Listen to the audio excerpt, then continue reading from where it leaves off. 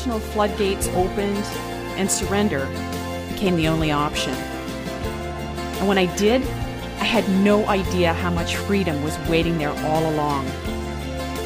In this freedom, I found so much life, so much love, so much passion, and the space was freed for my soul's purpose to really shine through.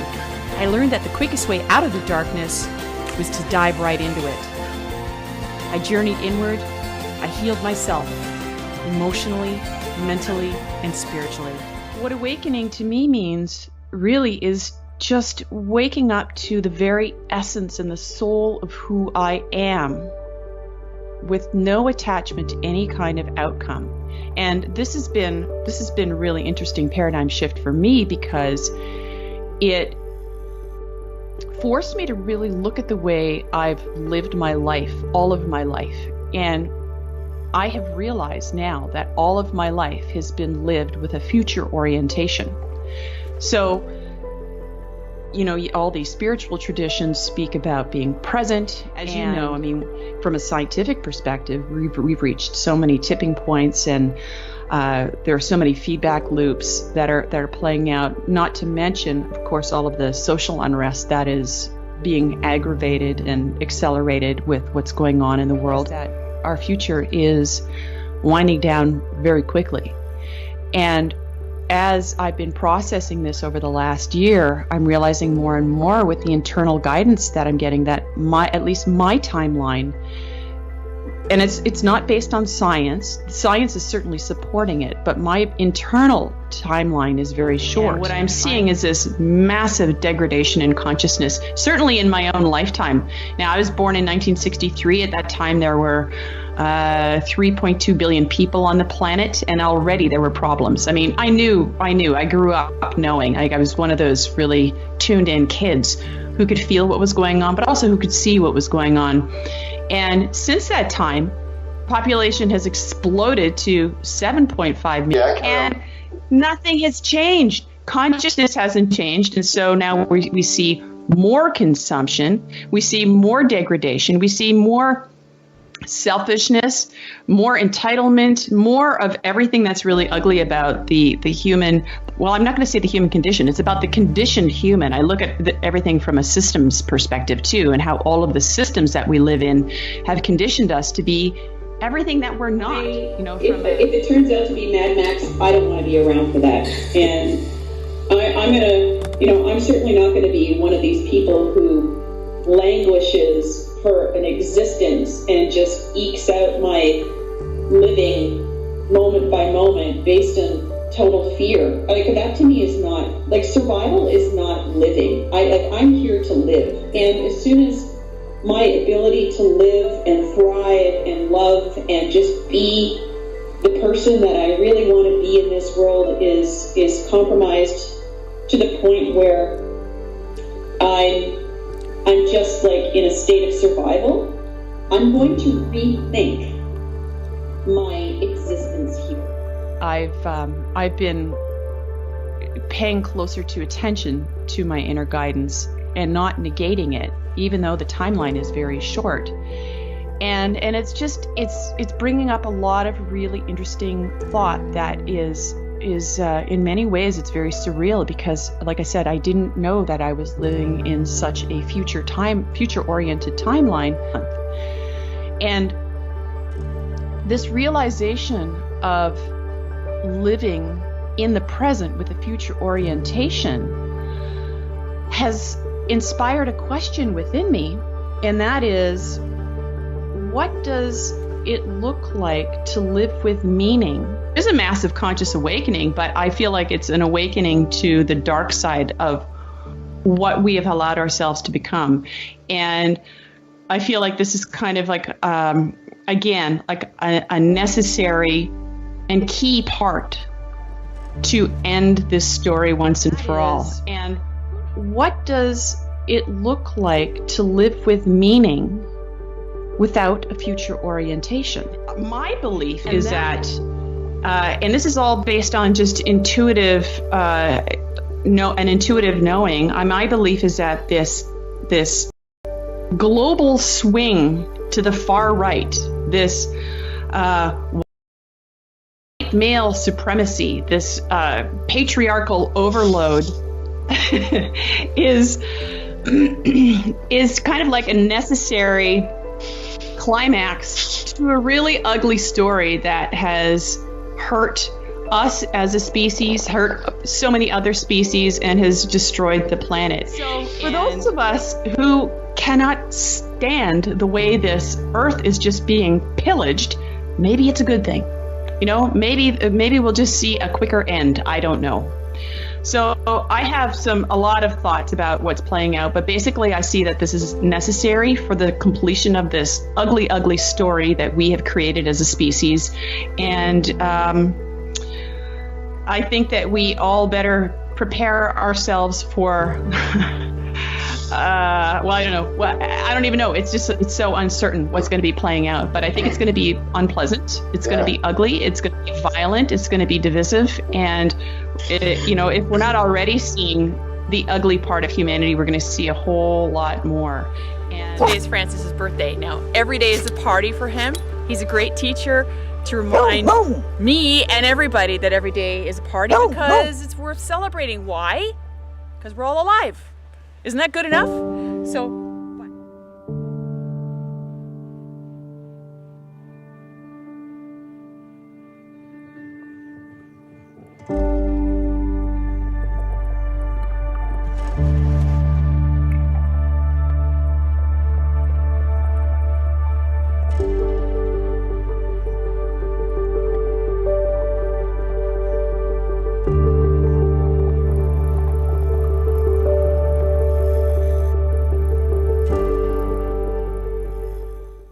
And good evening, everyone.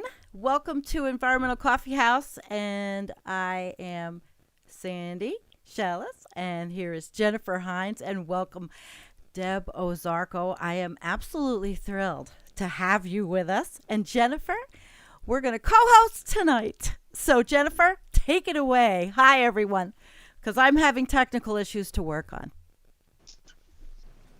Hi. So what's going on? Sorry. It looks pretty good. I just have no chat. Yeah. While I was doing that, I was doing technical stuff. And actually, the software has an issue, so I'm glad I can look at the chat and see everybody, but they're not going to see themselves on the screen. Can you see the chat? This is Deb's first live. It is. It's fun. It's actually, it's been, I can see the chat and I'm feeling inspired and very moved. So, yeah. Cheers to everybody. Well, Deb, cheers. Welcome to Environmental Coffee House. You and I go back some years. And I think that at least 5, if not just a little bit more. But I was on your great show. You used to have a fabulous, kick-ass podcast called Unplugged. Remember that? And I was show number 112 of your. Wow. Was that the whole name of it? Unplugged podcast with Deb Ozarko. And it was audio only. And I went on, and we were sacrilegious because we were talking about really serious matters. Deb Ozarko, for any of you who are here who don't yet have the absolute pleasure of knowing Deb Ozarko, she's a thinker, she's an activist, she's a lover, she's a visionary, she's an intuitive, perceptive, full spectrum, all around loves her dogs, individual. Thank you, Deb Ozarko, for Can you tell we've been having joining fun all us week tonight on Environmental Coffee House. We are super excited to have you here and to reconnect. And what can we possibly say? Well, all I can say is that you can never see that stuff in somebody else unless that's already in yourself. So, back at to you, both of you. Yes. Yeah. I was pulling it out of you, well, because I like to hear it too, but also it's really nice for me to just be able to reflect it back at everybody who's here. You know, the thing is here is, hun, all of us like to be seen. And look at that. See, that's agreement from your doggy there. All of us love to be seen, and we want to be and we want to be not scripted. This is totally unscripted. That's okay. Well, you know what's We love killing it. me is it's the freaking ghost dog, because the way the green screen is, the dog keeps Oh yeah, let's see. going The in dog and looks out, all freaky. disappearing. It's Oh all my kind God, of very we have a freak freaky. dog. It's all very freaky. We have special effects and we can't even stop them. It's all just That's funny. indicative of the age of twisted destruction and strangeness, right? Yeah, we're So beyond guys, hope. check this background out. This is Deb's favorite place in the world. And when I talked to her It the is other nice. day, I believe you were like hiking out here in the woods, right? That was And yesterday. you've been going. Just That yesterday. was, yeah. Yeah. And you know, you are just such a lover of Gaea. I mean, when I Yeah. think of you in your kayak, just going along in the fjords of British Columbia and Oh, how seeing nice. it all and just experiencing everything, including the puce green sea that came to visit one day during the hot blob, right? And I think that was Yeah. probably like 2017 or something like that. You know, you've seen it all, and now you're ensconced in another sort of beauty in the great wilds of Ontario in Canada. And we almost didn't connect tonight because you are experiencing one heck of a thunderstorm, so much so that you actually took a little video of it and sent it over to me. Wow. Goodness. Wow. The timing was impeccable, actually. Well, I mean, I've had a severe thunderstorm alert all day, and it had to happen just before this. Just as we're going live, and like 50,000 lightning bolts are around her in Ontario. Yeah, it and was she scary. sent me this video, and it's just like, you know, with all the rain coming down. Yeah. So, Yeah. pretty interesting. Kinda Well, when cool. you said the house shook, I Kinda thought, scary. is there fracking there on top of having thunderstorms? is the house shaking from something nefarious out there? If anything, it was the thunder and my puppy. She gets this thing every night where Oh she my just God. She wants to play with Cannot. Mama. Yeah. So this is my COVID puppy, who everybody is now meeting right now, and I've named her Phoenix as a testament to where I'm at in my own life. Oh, And that's where nice. she's at in her life as well. So we're both rising from the ashes of being burned by people earlier this year. And she's rising really, really well. She's an inspiration for me. So I actually was, I had 3 dogs and just lost one 2.5 weeks ago. And I knew that she was going to be passing away Oh. soonish because she was 15 years old and she was already slowing down. So I was desperate to adopt a rescue dog as a transition, because I'm so used to having 2 dogs, and it was almost impossible during the meltdown during the COVID crisis. And I eventually found this little monster that's now with me, and she's from the International Fund for Animal Welfare Northern Dogs Project. So she comes from a very abusive situation up in northern Quebec. God. And she was 5 months old when she came to me, and like, who abuses a 5-month-old dog? Anyway, she was pretty damaged when she first came down to me, and now she's very entitled and acts it out. So you're all meeting Phoenix. Well, and she's also all puppy right now, so she's very all energetic, puppy. very enthusiastic, needs to be seen right now.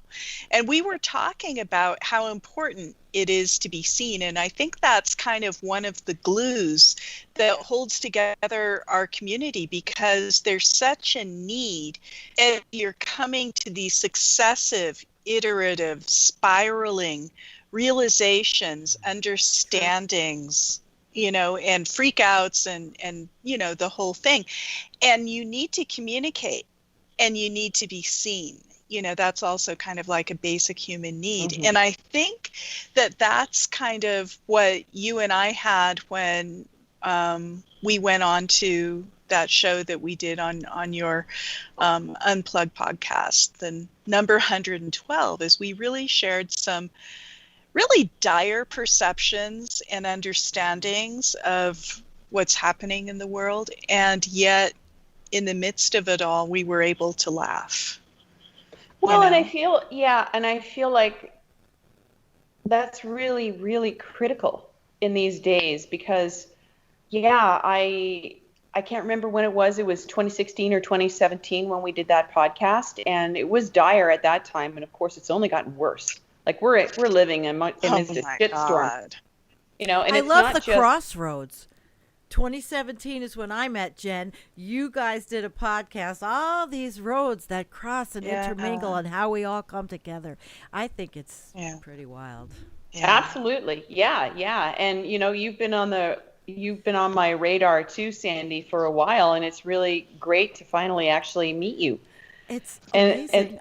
I'm sorry, guys, but it is. I guess it's Chicks Night, but it's cool. It's definitely cool. Chicks Night, and we talked about it ahead of time that we were going to have these disappearing beers. See, libations. Now you see it. Yeah. And now you don't. You can't. Isn't really. That amazing? It's Mine the magic is hard disappearing seltzer. Beer. She's Hard seltzer. I just discovered this. I didn't even know they made anything like this. It's 100 calories a can. I feel like, we all are on our own journey with this awareness and our own level of acceptance with this awareness. And I believe that acceptance is something that's ongoing. It's like there's no finish point. It's not linear. Acceptance is it's unfolding layers continuously. And, I've had the shit kicked out of me this year, and I've just reached deeper and deeper layers of acceptance in my personal life, which has expanded outward to, I'm not sure what she's up to right now, but I don't know if you can see, this dog is just obsessively licking my arm. Oh, did you know Jennifer got a cat too? Jennifer got a cat. And I also rescued her. She had been in the pound like 2.5 months. She had conjunctivitis. She had ear mites. She had kittens. She needed to be spayed. She had all these health issues, and she was in the pound for 2.5 months. And then she just got transferred over to the Denver Humane Society. And I was like, I'm going to check on the Denver Humane Society website and see what they've got. And I saw her, and I'm like, that's the one I want. And she's a Manx, so she has no tail. She's kind of like a bobcat. She's got a little hump on her back and no tail at all, and a little bit more powerful back legs. So I think they're a slightly different breed, right? It's kind of cool. Well, she's nice. Unique, just like you, Jen. Yeah, see, and I was trying to adopt a dog. I didn't get the dog, but Kim out there, who's a mod on our channel, she says, I'm going to find you that dog. So we'll see. That dog. But so, here we are, and it is nice. It's a Sunday night, and we have a really good family with us, audience with us, and I'm so mad that I can't put up the chat. They all know there's always something technical, and this time it's not my fault. It's the stupid Restream software. However, we have an accomplished author here, and I wonder if anybody out there wants to start with anything too besides us. Any questions for Deb? So think about that. I can look at your questions even though I can't put them up, because this is really live, interactive, and I'm reading the chat, and you guys are having a great time. But we also want to touch on very serious subjects here. There's some very serious subjects, and I've read, and I'm becoming acquainted with Deb's work. And Jennifer, would you share this with me? It's almost like when I listen to Deb talk, some of it feels very familiar. Is it a universal language some of us have, Deb? that's the way I feel when, and I really have to commend you, Deb, and we'll certainly give you a chance to talk as guests soon. I'm sure we'll stop talking at some point. But this latest piece, I'll pour myself another beer. This There you go. latest piece that you've written. So guys, Deb is like this incredible perceiver, intuitive, get down and dirty thinker, fearless experiencer, and she writes this freaking blog under debozarko.com. If you haven't been there before, please go visit www.debozarko.com. And her latest piece that just came out on the 19th of August is called The Perpetual Illusion of Change. And it is just hands down awesome. And the thing is, what you were mentioning, Sandy, when Deb talks, it's like so natural and so obvious. It's like she's speaking truths that you were almost consciously aware of. And it just brings these things out into the front. And it just goes down like honey. She articulates it for us. So, Deb, we're going to give you a chance to articulate. Yeah. Well, I guess really what it is for me is I'm one of these rare breeds. I'm an empath. So I'm one of these people who feels everything. And in many ways it's a blessing, and in many ways it's a big fucking curse. I can swear on this show, right? You can swear on this show. This is not a kid's show. No, I checked that box. And we have nobody controlling it but us. That's right. Well, I figure if I can have a beer on the show or two, I can have a few F-bombs. Yes, and our audience will appreciate the reality of it all. Yeah, well, and that's it. Like as an empath, I'm authentic. So what you see is what you get. I don't have WYSIWYG. That's why this masked reality doesn't work for me, because I see it as a metaphor for hiding ourselves even more than we already have, and separating ourselves even more from the natural world and from each other and from ourselves than we already have. So I just see this as just another what does Guy McPherson call it? Like the feedback. I see this as another feedback loop. Yeah. It's the first time I've said that. I just, but there's all these feedback loops that are happening with the earth that are playing out in an amplified way since you and I spoke, Jen. And there's all these other feedback loops that are playing out that I think that in this awareness we're ignoring. So we're ignoring all the feedback loops of social collapse because they've been expediting as well.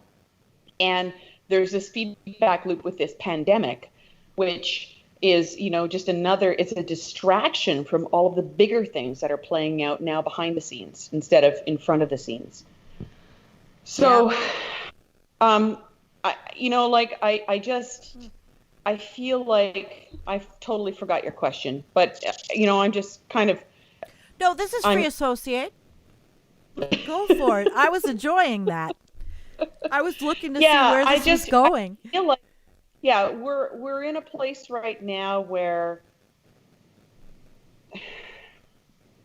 if we as people who are somewhat aware, which I'm assuming is the bulk of your show, people who are aware of what's playing out on this planet, right?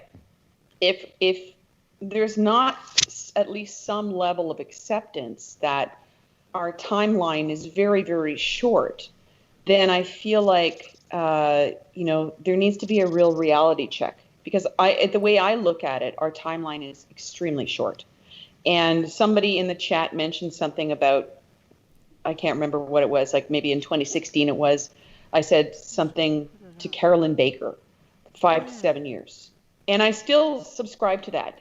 And to this day, I still don't know what that means, but the inner truth that was emerging from me at that time has not subsided. So when I go back to talking about this empath nature that I have, I feel energy, and it's like, I don't want to sound woo-woo or creepy or weird, There's really no other way to describe it. I feel energy. I feel the energy of the earth. It's not about, for me, science is irrelevant. I'm not even interested in science. All I need to do is look at what's playing out in front of me and then feel it inside. And that's more than enough. So, for instance, in July of this year up here in Ottawa, Canada, we were in a serious drought, like radical drought. And now it's August and we're having crazy storms. We're getting tornado warnings all the time. And that's new. Like, tornadoes happen in Kansas. They don't happen in Ottawa. But this is a new thing. Yes, we had one. So, here. like you just, like, it's a combination of feeling it intuitively and thinking critically, putting the pieces together. So it's not just me being like woo-woo spiritual and intuitive. It's also the radical critical thinking that accompanies this deep inner connection. And when I put all the pieces together, like we really are on a very finite timeline right now. Yeah. And for me, I believe that unequivocally. I just cannot see us having longevity beyond this decade. Like, even that seems like a stretch. Somebody in the chat asked that, and I can't put them up, but Trish Kaiser had said, well, how long? But we can't. Nobody knows. Right. Nobody knows. And It's so more really, like how you live your but life I is what think you're saying. exactly. Yeah. I think what's always important to know, I mean, be great if we could all be soothsayers and know these numbers, but none of us really do. Even Peter Wadhams has gotten slain for giving out bad predictions, and I kind of am not giving out predictions myself. But what's always important to notice is the irrevocable trends and the shape of the trends and how fast things are happening. And we all know that it's a polynomial trend line and it's like exponential. And now, for the first time, I'm really starting to feel it. I can't see the mountains. I'm 10 miles from the mountains, and I can't see the mountains right now. The reason I can't see the mountains is because there's so much smoke in the air that it's like they're invisible. Smoke is coming from all sorts of places, just hundreds of fires that are all over the West right now. So I feel that time is also limited and compressed, and how long, I mean, who knows? We don't know, but we do know that the trend is irrevocable and marching on. And personally, I feel like, all of us. So I would say that, the three of us definitely who are at the primary components of this conversation, and all of the people who are involved in this conversation on the periphery in this chat as well, and everybody who will listen or watch eventually.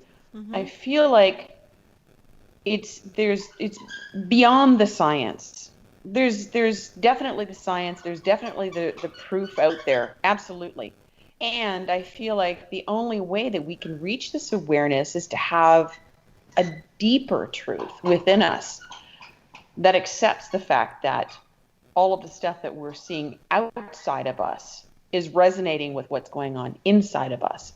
And so that goes back to what you were saying earlier, Jen, like, how do you choose to live in the face of this? Especially because it's so uncertain. And and then I think about this whole COVID reality, and this whole COVID reality has certainly given us like we've all been slammed globally with uncertainty. It's like a warm up for what's happening with this uncertainty that's playing out with our biosphere collapsing. Nobody knows. So when I said 5 to 7 years, when I was asked by Carolyn Baker, I didn't know what that meant, and I still don't. All I know is that 5 to 7 years, we're going to be living in a radically different way that's going to provoke us to make radically different choices or kill our pets. That's not a life to me. So, that would prompt me to consider an exit plan that's going to be more compassionate. So these are the things that are coming up for me. Like, I don't know what 5 to 7 years, and it's not like I think about it all the time, because I don't. I go out to my garden and I'm hiking. That's what this beautiful background that we're all sharing. I'm still living my life, and I'm living it as presently as possible.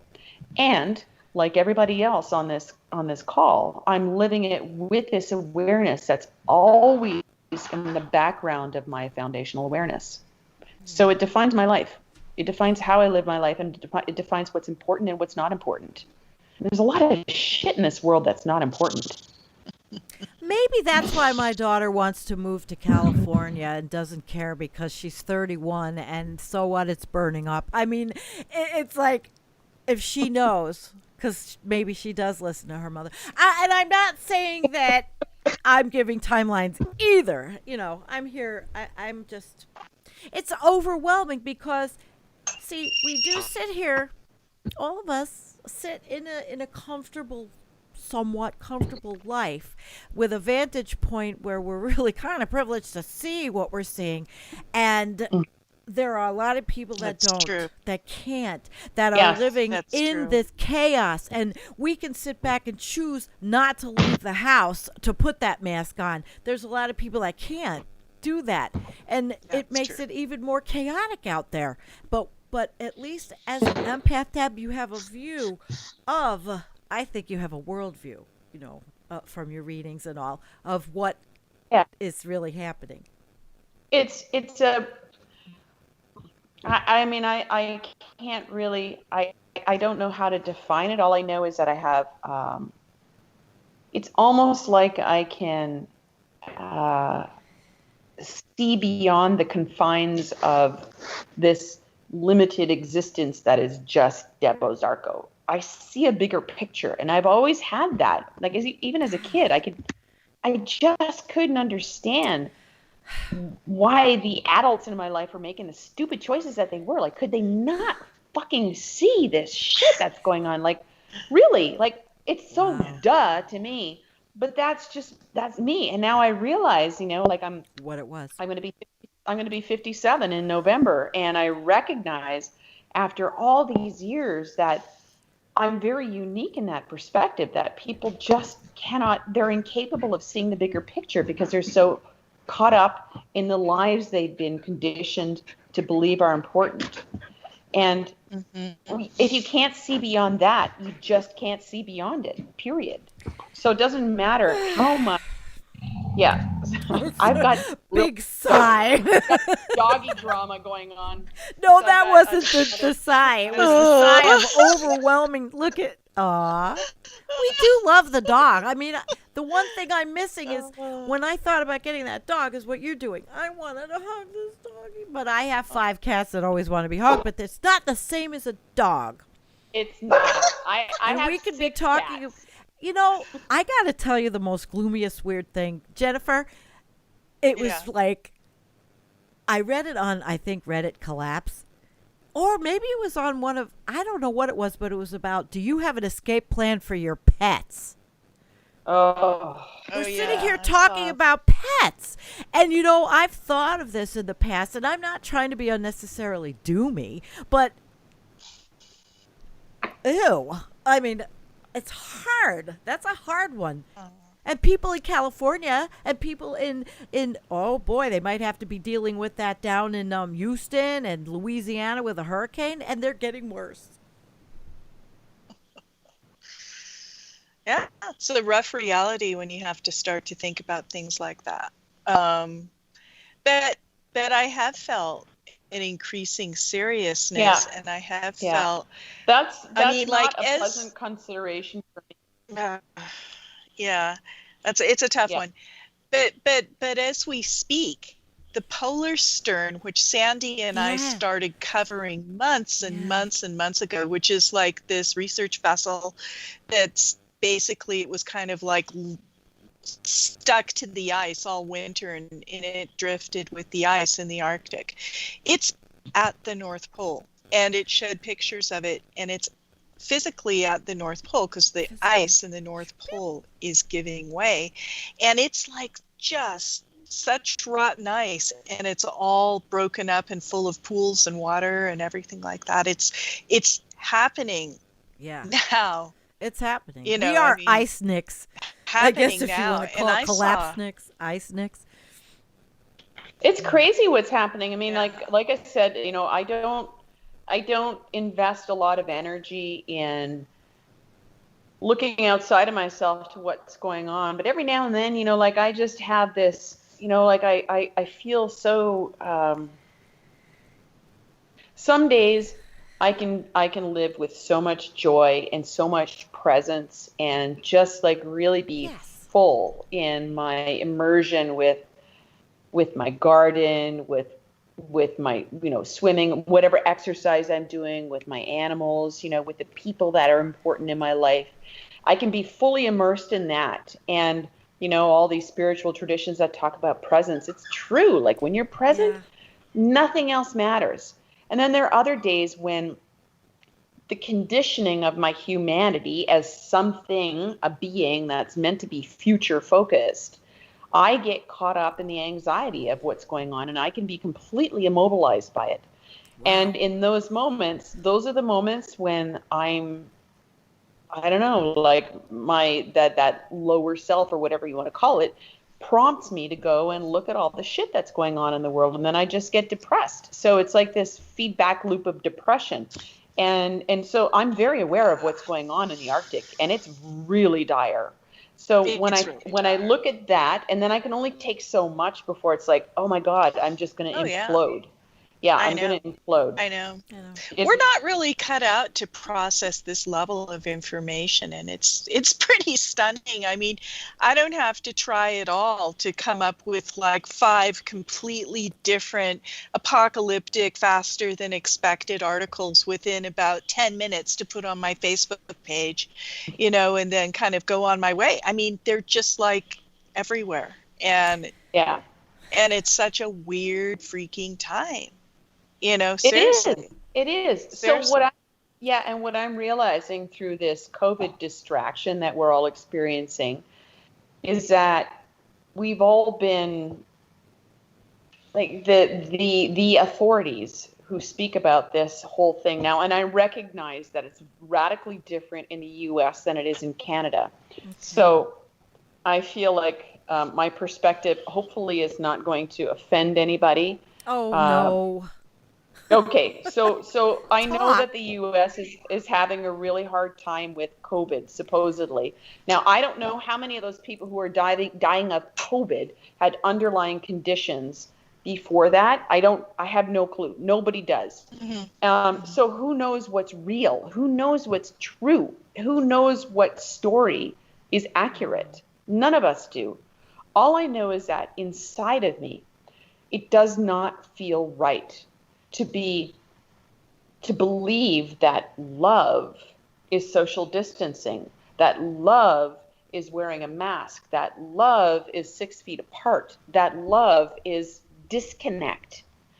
That to me is, there's nothing about that narrative, that cultural narrative that feels right.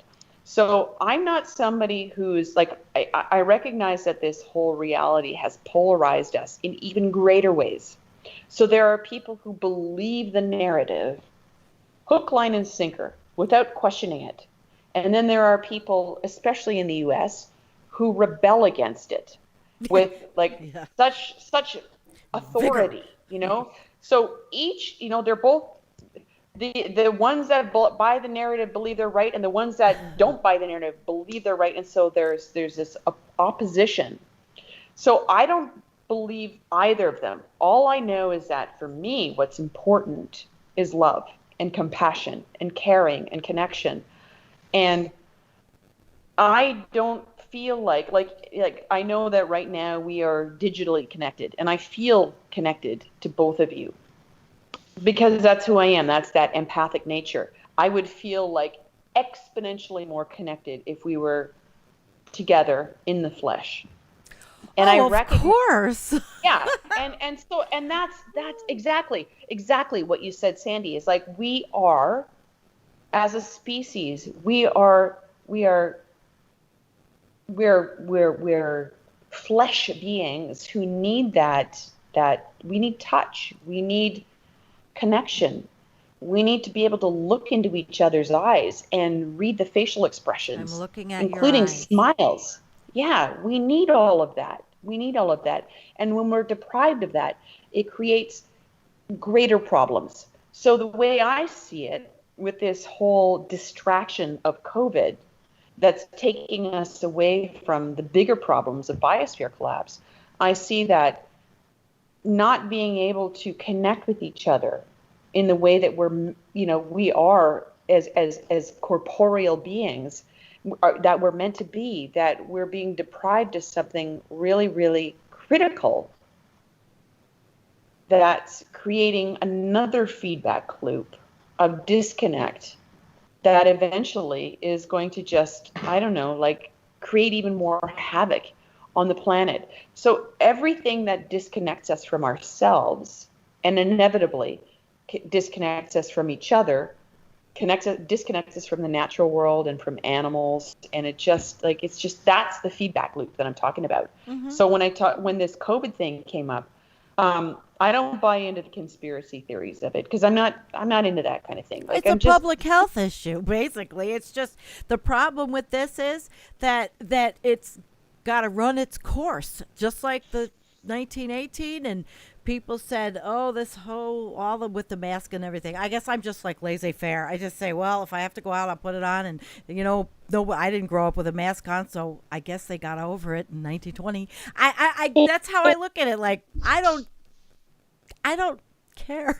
I don't want anybody to die. End of story. For me, it's easy. Yeah, but yeah. I don't want to put I already, you know what? Maybe that's why, Deb, because I am disconnected where I live. There's been 12 cases where I live in the town. So I guess being disconnected is not being like right in the city. Like, oh my God, that was scary from my people that I know that are in the city when New York was a zoo. People were pretty messed up. So I guess we're I don't know, maybe that's just a sign of where we are, the end times, the disconnect. Exactly. So so I look at this from a broader perspective. Mm-hmm. I'm not looking at this from COVID. Like, I'm not looking at this from the narrative of a pandemic. Mm-hmm. I'm looking at this from a much broader perspective, and what it's doing is it's polarizing us. Mm-hmm. It's creating more disconnect. It's creating more depression, anxiety, emotional despair, because we need to connect with each other. So I look at the bigger picture of all of this, and I'm not disputing the fact that there actually is truth in the narrative of the disease or virus or whatever it is that's causing death. Absolutely. I don't dispute that at all. It's the bigger picture that's being negated. That's the problem. And that is feeding into the Arctic, and it's feeding into the blob, and it's feeding into all of this stuff that's playing out. And it's really, I think that's a real stretch for a lot of people to connect all these dots and put them all together to see the bigger picture, in that we have created a finite timeline for ourselves. And every species eventually goes extinct, and we're no exception. As much as we would like to believe, and I say that as a generalization, would like to believe that we are an exception, we're not. So, again, how do we choose to live in the face of this? That's the question that I ask myself multiple times a day, sometimes, unless I'm caught in despair, and then I'm like, oh my God, I can't stand this anymore. But there are times there are other times when I have that self connection, that self awareness, where I ask myself multiple times a day. I mean, I have no clue how long we have. All I know is what I feel inside of me, and it feels really strong that we don't have much time left, like 2030. I can't see us making it to that. I can't. And Jen, but I didn't mean to interrupt. I don't know. I got this free thought. No, go Jen, ahead, I go wanted ahead. to ask her really quickly. With this and coping, you were saying with timelines and all, how do, on an individual basis, you two both during the day cope? Without hope. Because it's hard. Yep. It is, because you're dealing with a compressed reality, and in a certain way you're dealing with kind of like the immediacy of your existence, and you look around and you see the world and you know that it's not always going to be this beautiful. Like, I just love my garden, and I water it and take care of it, and I just know that in the future it's not going to look like that at all, and neither will the rest of the world. And we're dealing with something so big right now that it's almost hard to comprehend it, and it's too terrible to comprehend, and it's too, but and it's like, Peter Wadhams has been getting really kind of frustrated with getting lambasted, and he actually made a comment today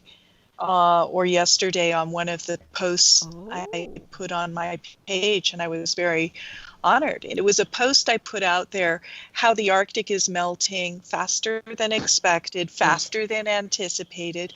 But those of us who've been looking at this situation for years, we always knew it was going to melt fast. We could feel it. But it's almost like the general scientific populace was not in agreement with going forward with that party line. But now they're all kind of like looking at it and saying, oh, well, maybe Peter Wadhams was right, because he said, like, he's been sort of sidelined sometimes as a loony, which is hard for me to imagine, but that's because I'm such a giant Peter Wadhams fan. Yeah. I seriously am. I really am a giant. And you're Peter adorable Wadhams about fan. it too. He was a pleasure. I feel a soul connection with him. Oh, wasn't he? And he's so jolly about it all. Right. It's almost like we're going And so are you. like a cup of tea. Yeah. But the worst thing I feel is for just love the it. younger people, like that, Deb, when we had, there was a controversy there, and the younger people, I think, are having a fear, almost was like I think the articles were almost like a panic attack against the whole adaptation to what's happening. It must be terrifying to be 22 and see all of this shit it's happening. harder for the young. I'm glad I'm not it's there. really poof, What do we tell them? I feel so, when I see these babies just being born right now in 2020, and I'm like, wow, in the year 2100, you would have had like your full lifetime if you were going to die when you were 80. And it's like 2100. I mean, seriously? Yeah. Who thinks this whole party is going to be going? So then, and most of these people who have these babies are completely unaware, completely unconscious. And so I don't know, like, it's not up to us to save them. It's not up to us to change their journey. That's their journey. That's their evolutionary choice point, right? Like, I personally knew when I was 7 years old, so that would have been 1970. I knew then that I never wanted to have kids. And that's because I was tapped into myself. But a lot of people aren't tapped into themselves. And so they're going to, like, I know people who are still having kids right now. And it's not up to me to say anything. It's not. It's their choice, right? And it's like we all make our own choices. And I've made some shitty choices in my life. Shitty choices that have ended up with, like, shitty outcomes in my life. And every single one of those shitty outcomes has provoked within me some massive personal evolution. So they've been like beautiful gifts in really, really ugly packages. And Deb, do you ever find it's decades? like it's Yeah. each decade? Because I've entered this Totally. this 2020 decade of is sucking for me. oh, jeez. Well, do you think you're alone? If I could take hands I don't out think of this so. chat. Not this year. Not this year. But it's but yet presence in the Yes. day as you Yes. talk every day. Wake up, and I felt that from you, that actually you wake up and you do enjoy your days. And Jennifer, you enjoy your days. I enjoy my days because that's what we're trying to impart on everyone, is to enjoy the day. And don't, right? This is what I got from you, Deb. Don't go with that future. Live for today. Presence. You taught me something. And here's the thing though, Sandy, it's not about just enjoying the day. It's because the day may bring you shit. Like you may have, like, I know for me today, I started off really great, and then midway today I had some really sad memories, because I just had a dog that passed away, and my relationship went bust, from 20 years, 20 years together, and I'm still healing from that. And so those memories arise throughout the day, and I have no control over them. And so there's going to be moments where I feel absolutely debilitated in the day. So it's not about, being happy throughout the day. It's about just being present to everything that's happening throughout the day, because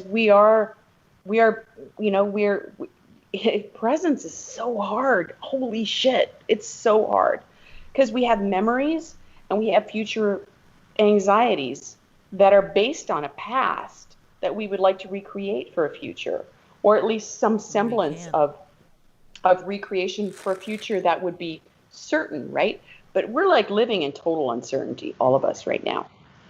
So like, I mean, like, it's not like I'm trying to convince myself that I'm happy all the time. I feel like, Right. I think that the way I live is really authentic. It's really real, and it's really raw. So there are moments when I'm debilitated. There are moments when I'm absolutely ecstatic. Like this morning, I was so excited when I went out and I found these huge puffballs, which I put up on Facebook.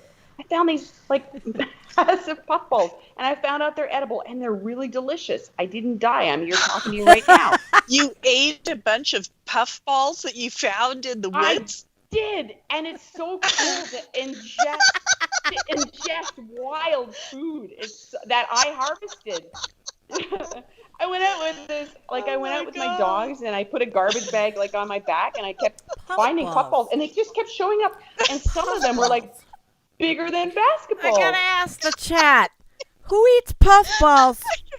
Okay. I eat puffballs. I can't. So That's wild. They're really good. They're really good. So that was like a highlight of my day. And I went out to my garden and I got a shit ton of stuff. I got zucchinis and so you, Jen, and you, Sandy, you guys are both into your garden. I had no clue. Oh my God. How healing. That's my whole life. I didn't know how healing gardens could be until my ex left me, because she used to do all the gardening. Now I'm doing all the gardening, and I'm funny. Holy shit. A friend of mine said, some people have green thumbs. That would have been my ex. And then she said, some people are green all over. That's you. And I'm green all over. I cannot believe the things that grow. I have no clue what I'm doing. Honestly, I have no clue what I'm doing. I can't believe you're going through this, because I am too. Already, because I can't, as one person, eat it all. I can't You're even like give it the away bad anymore. green elf growing all these things and eating puffballs in the woods. You're lucky you're alive. Cheers, Jen. Oh God, yeah. Cheers to you, darling. I think I just lost my mic. I guess what I'm getting at is that it's not linear. None of it's linear. So having a good day is something to celebrate for me, because I have good moments. I had good moments. I have bad moments. I have sad moments. I have happy moments. I have pensive moments. I have quiet moments. it's an undulating journey all the time, and that's what each day brings. And then I go to sleep, and usually I don't have any dreams, which is a good thing. And then I wake up, and then it starts all over again. It's just like, so it's just like it's like You don't dream at all? No. Jennifer, do you dream? Whatever I do. Well, yeah, I used to have so potent dreams that sometimes I honestly during the day couldn't tell whether I was dreaming or not dreaming. I remember going through that phase and it was like crazy. Yeah. They were like really powerful, deep, involved dreams. And now I don't even think I remember my dreams half the time. So. Wow, really? And Deb, you don't dream at all? Oh my God. Well, then I must be freaked because I dream every night and it's like another life. Oh Weird. my God! That's so, see, I wish I could. I've always been so excited about these people who can do like what's it called when you dream that when you know that waking up in your dreams. No, you're. It's just another life I have at night when I'm sleeping. Lucid dreaming. Lucid dreaming. Oh, lucid wow. dreaming. Yeah. What I get usually when I dream, it's very vivid. They're premonitions. There's something that creeped me out. So when I don't dream, I'm really happy. Look, Can I ask you? wants Oh, to there's say your hello. kitty. Can I ask you a question about the book writing process? Sure. Okay. I want to see your kitty too. Wait, I didn't see the kitty. You want to see my pussy Yep, cat? I want to see your kitty cat. None of my 5 is going to walk in here because they're all lazing around.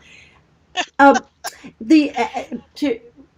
long does it take you, and what inspired you, and then how do you does it come out all at once? Does it just sit there at the typewriter? Typewriter. Okay, I'm dating myself. At the laptop. Okay, I know what you're talking about. Yeah, and just talk through your fingers into the book. Can you tell us a little about that? Well, yeah. I think about when I think about Carolyn Baker, for instance. She was the first one who reached out to me after I wrote that essay that I put out in early 2016, and she's a prolific writer. That woman, I don't know. She just she writes and writes and writes and writes and writes, and I don't know how she does it. It's a writing machine, It and comes right out of her head and goes. Well said. Oh my God. Yeah, I have a lot of admiration for that. That's not me, Sandy. I wouldn't call myself a lazy writer. I would call myself I need to be inspired writer. So for me, what I did, like, this is before my sister gave me this iPhone 6 because she said you're really out of date.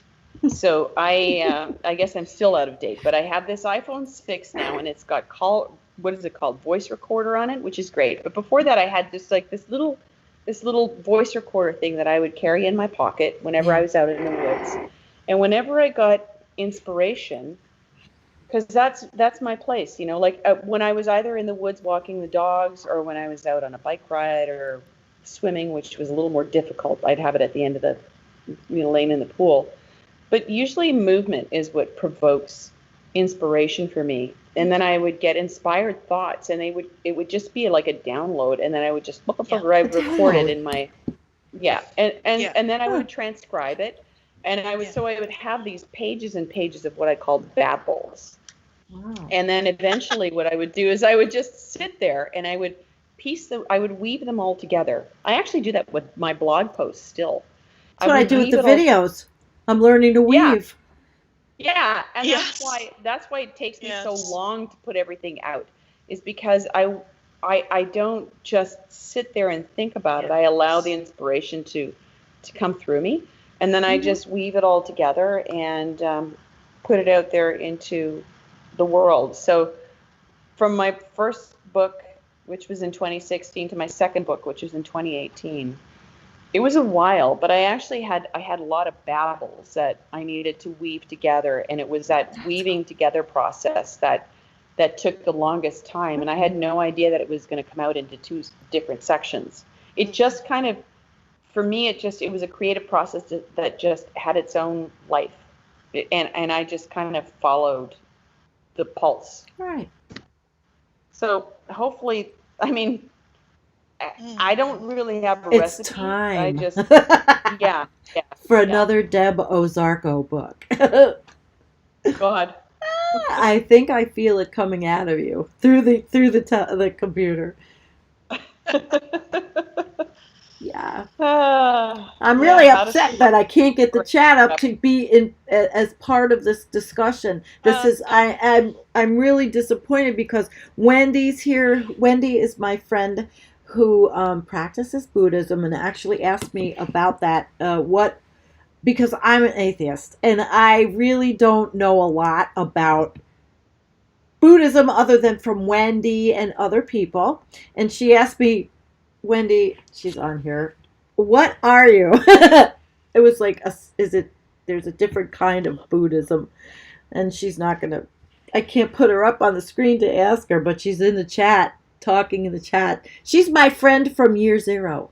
We used to tell everybody we were born in the same hospital, same bed, same sheets. Wendy. Fabulous. Yeah, she's out in San Diego. So, Wendy, if you're here and you can say this, maybe we can talk about that a little bit, because it's a spiritual journey you're on. I'm on a spiritual journey, but it's a different one, I guess, but I understand everything you say. No, I feel it.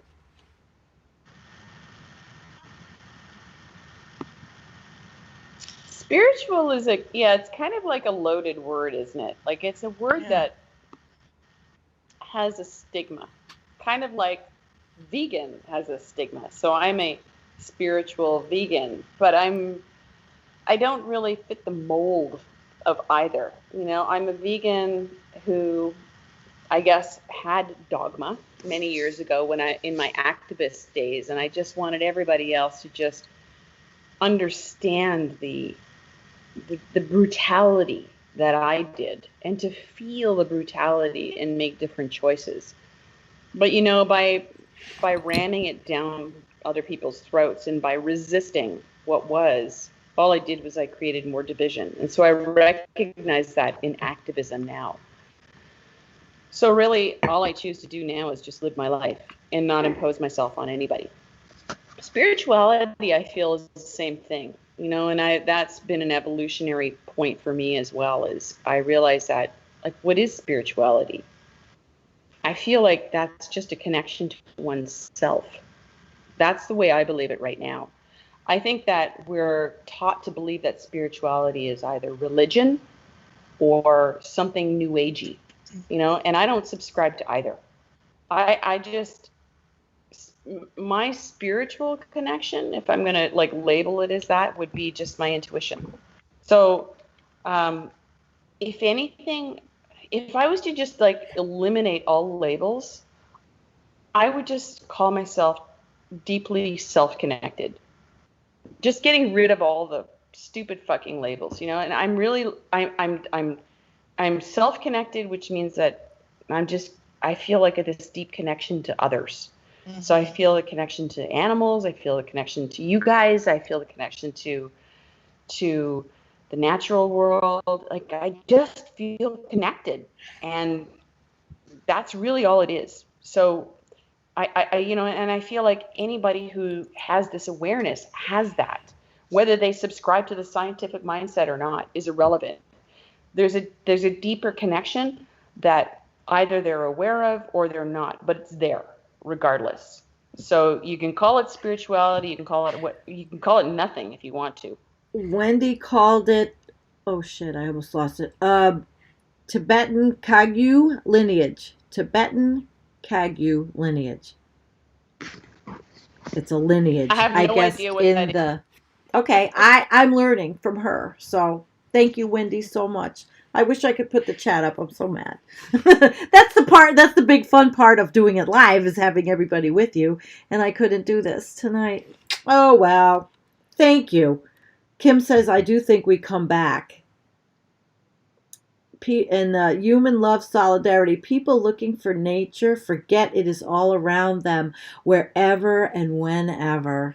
That's human. Human is We have the best people. I mean, like, I sound like Donald That's Trump. awesome. We have the best That's people. But we have such a wonderful... best people. Right, Jennifer? Doesn't it? We really enjoy this connection, I guess we have, right? Yeah. Definitely. Yeah. Definitely. And there's a lot of us doing this, and all of the like doing it live, and our followers are, it's a family, and we're so happy that you're here with us, Deb, to be with this family. I'm just, I hope you can see the chat. Bring them all in. I can. I feel really honored. It's so nice to see it just rolling and rolling there. Yeah. And, and Sandy and Jen, the three of us have been talking about this connection that we feel with our garden. But what is that? What is that? So for me, that's life. Spiritual. It's the green world. Love, right? It's love. Yeah. It's love. It's love, and it's tomatoes, and it's eggplant, and all kinds of vegetables. Yeah, I mean, like, look at this. Like, no matter what happens, there's this biological, natural imperative for growth, right? Like, I've been living in a drought, like I said earlier. I've been living in a drought in July, and then August. It's just kind of been a little bit of a deluge. It's been weird. And there's still this biological imperative for growth. Yeah. I planted these seeds, and I just loved my garden. I felt this connection, and it's just growing like crazy. I've never done this before. Next year, when I do it, I'm not going to crowd everything out like I have, because I just I'm not going to read the packages. I'm just anyways. I don't even know half the shit I planted. I think it's wonderful, Deb. No, it's great, because actually I want to say something. My husband always did all the gardening, and all of a sudden this year, he's still around, but I did the garden, and I hurt, and I do it. I laid down on a yoga mat and planted everything laying down this way. So I got to do it. And it's all growing really nice. Yeah, because I'm so, bad, and the spine is a lousy shitty ass. But, I could be very much miserable every day. I could just be angry and mad at the world, but I found my path in these times of turbulence. I mean, I found my path, and Jennifer's part of the path on a weekly basis. It's nice. Yeah. And when you meet another one of your tribe, we're looking for our little tribe, our electronic tribe. And when you and I met, Sandy, that was 3 years ago, I think, something like that. It was October of 2017 in Boulder at Carolyn's shindig. Yeah. And it was actually really good. I was trying to let go of my pain, and my pain doesn't let go of me. But it was okay.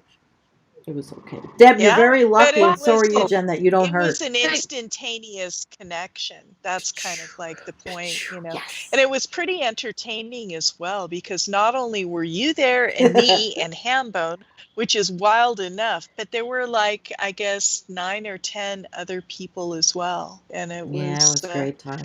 Quite a gathering of souls. It was a feeling time. It was really emotional. You, Deb, of course, you did the phenomenal interview on Collapse Chronicles. And I love Sam. Okay, he loves you too, by the way. He cracks me up, man. You need to come to New York as soon as the borders open and come visit us. I would love it.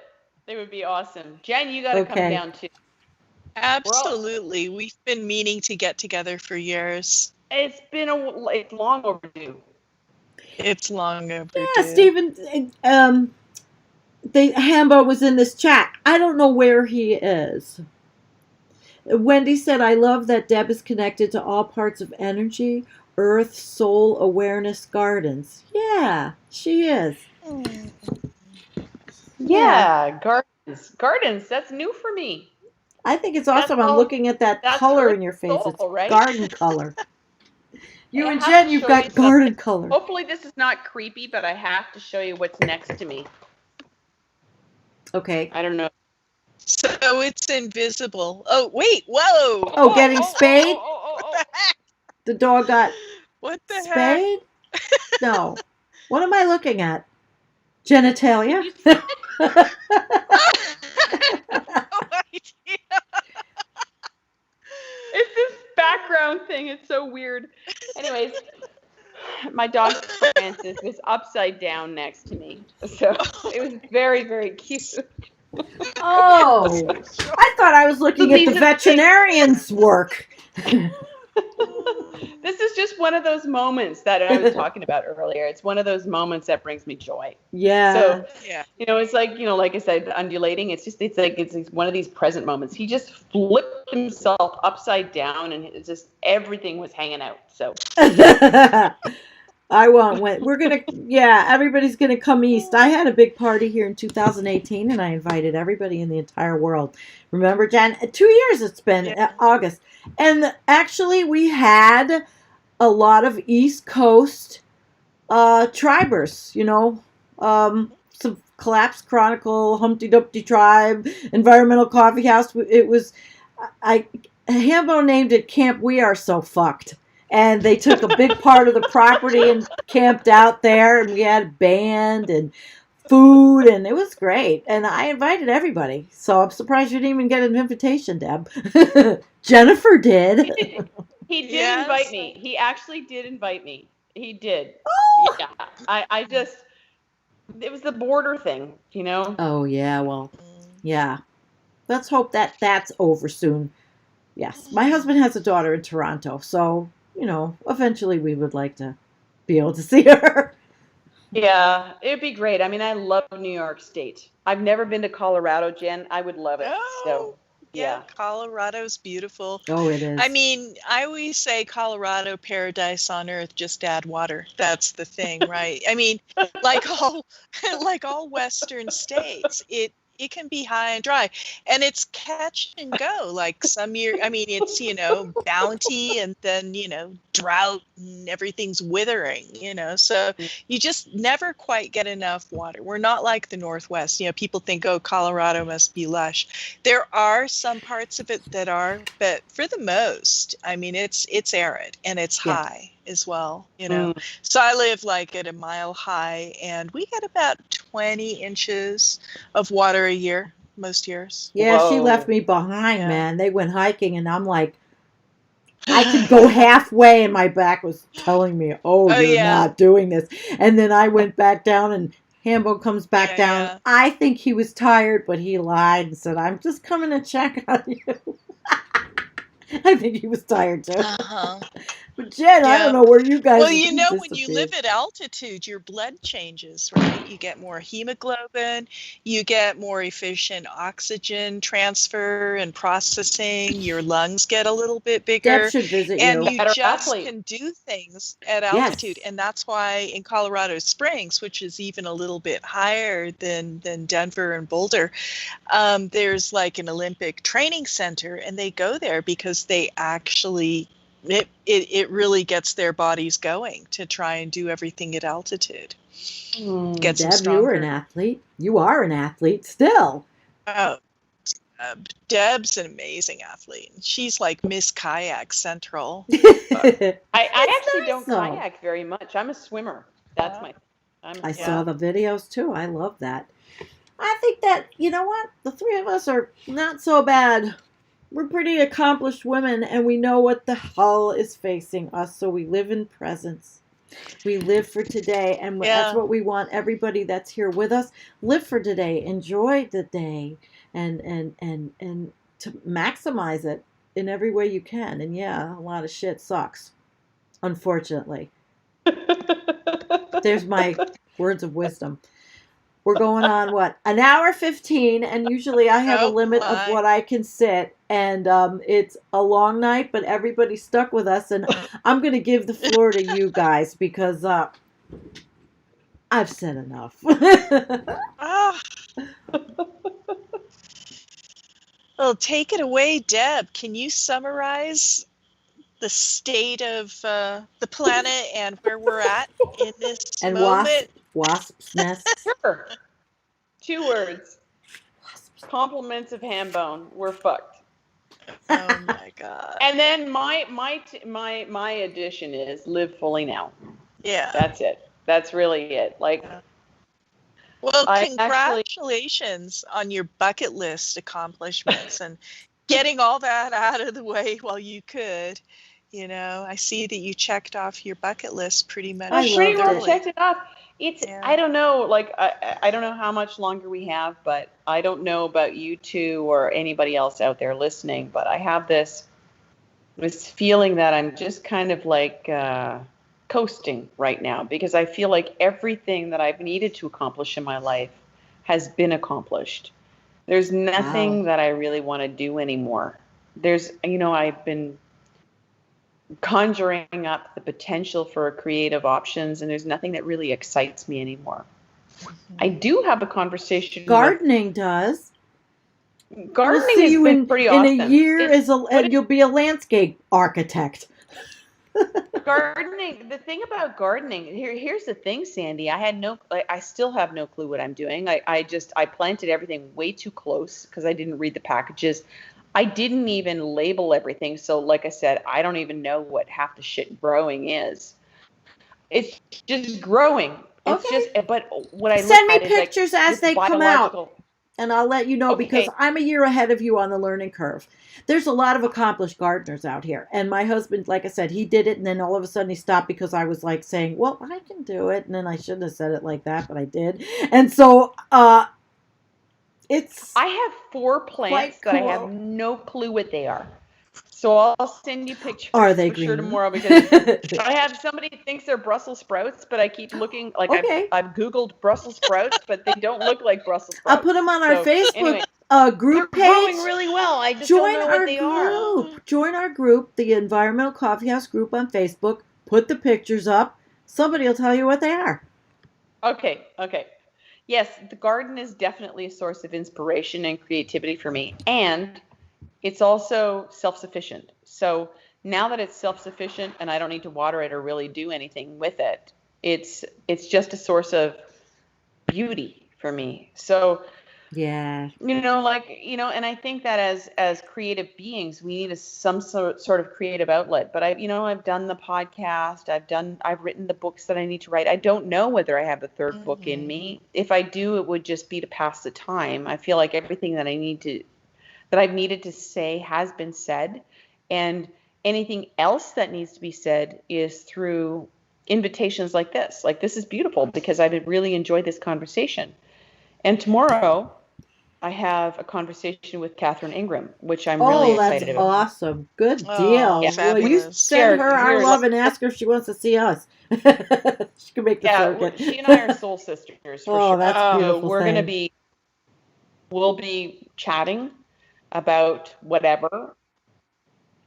Yeah. Then we'll hit record and then just see what comes up with it, So that's but these are the things that are meaningful for me right now. So finding meaning in a time when we're in like expedited collapse, when I personally feel like everything in my life has been accomplished that I needed to accomplish, is interesting. I finding meaning is just, what is it?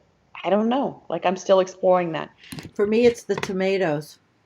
I mean, I'm finding meaning in my tomatoes this year. I'm finding meaning in the smallest little things that make me happy, because I feel that, kind of like you, I mean, like all of us, we're at a stage where, it is. We have the luxury to maybe have that happen.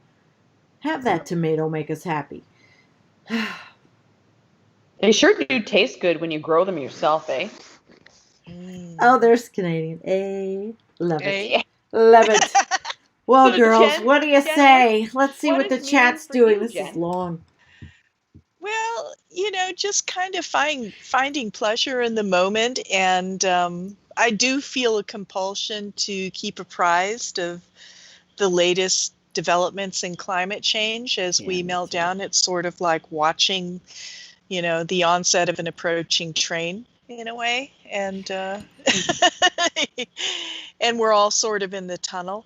But, the current moment is ever so precious and ever so poignant and ever so bittersweet and ever so unlikely. And so I just feel privileged to be able to exist for the most part now, and to be aware and awake while going through life. That's most beautiful. Absolutely. Yeah. Yeah. That's a perfect way to end and say goodnight. That was really beautiful, Jennifer. Thank you for sharing that. Yes, thank you. Deb, having you was a pleasure. Jennifer, it was just a pleasurable discussion, even if we were talking about difficult information. You know, everybody's got their big boy and big girl pants on.